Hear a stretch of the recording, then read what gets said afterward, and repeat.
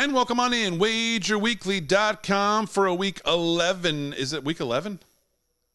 It's week 10. Week 10. Okay, here we go.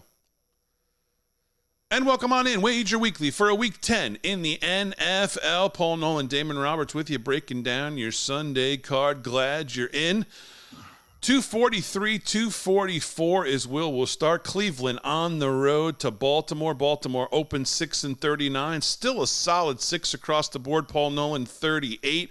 Ravens have really built a compelling case the past 3 weeks that they may be the best team in the AFC, obviously taking out the Lions, Cardinals, and Seahawks by a combined 73 points. This is kind of a Ravens offense of old. I remember watching these Ravens a couple years ago, man. You'd think they could put up 28 and a quarter. This is an offense that's humming again. Baltimore leads in sacks with 35 as well, so doing it on both sides of the ball. What do you see here in this game? Well, this is a real tough one, but to me, it's like the ultimate sandwich game, for Baltimore. Baltimore comes off that, look, it's a big win for them last week. We know how important it was. And they really did look completely, dominant. When these NFC teams, come into Baltimore, it's like they have no idea the speed of Lamar Jackson. The numbers on teams that rarely see Lamar Jackson or see him for the first time, how they get completely obliterated. So they have this absolute dominant win last week, and the entire world saying what you and I are saying. This is probably the best team in the league right now. And we know how fickle the mob is. We know how fickle the market is.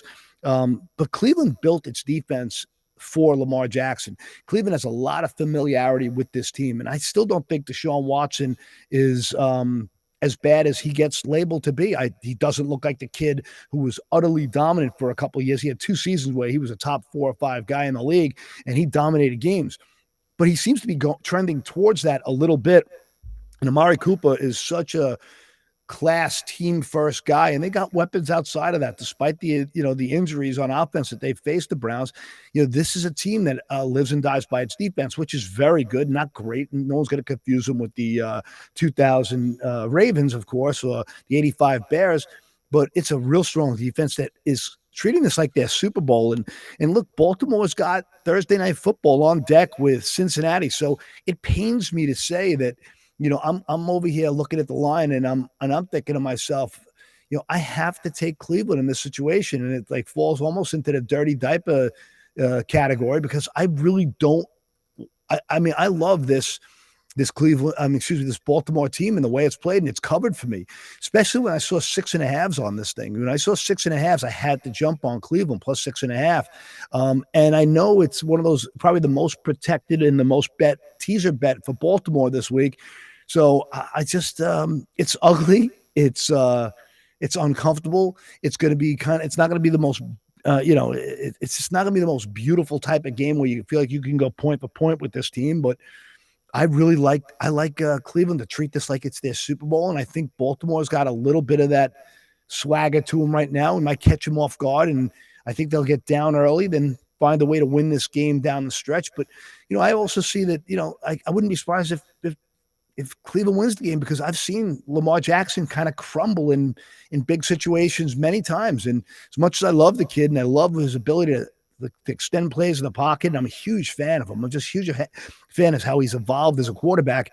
I have to go with Cleveland in this one. So it's the dirty diaper pick of the week if I have to.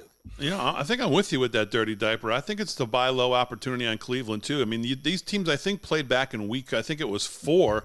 Yeah. But obviously no Deshaun Watson in that game. You had Dorian Thompson-Robinson. He was kind of forced to start. So now with Watson back in, Cleveland's defense, like you said, is kind of right there with the Ravens. And they're ranking number 1 in total yards, pass defense, and 3rd in scoring defense.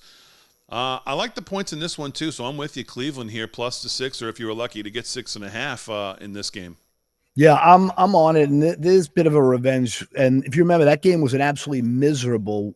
It's just everything about that game was just awful. From there was problems on the field before the game had started. There were almost like some glitches leaving the locker room. There was a lot of stupid little things that kind of took out the game flow and the rhythm for the home team. I think Cleveland comes out and treats this like it's their Super Bowl. Their season's on the line, so to speak, in this division. It's so tight. So, sometimes you just got to take the value and hope this is going to be a field goal game. And it's going to be one of those things where both teams are just punching each other in the face with all they've got.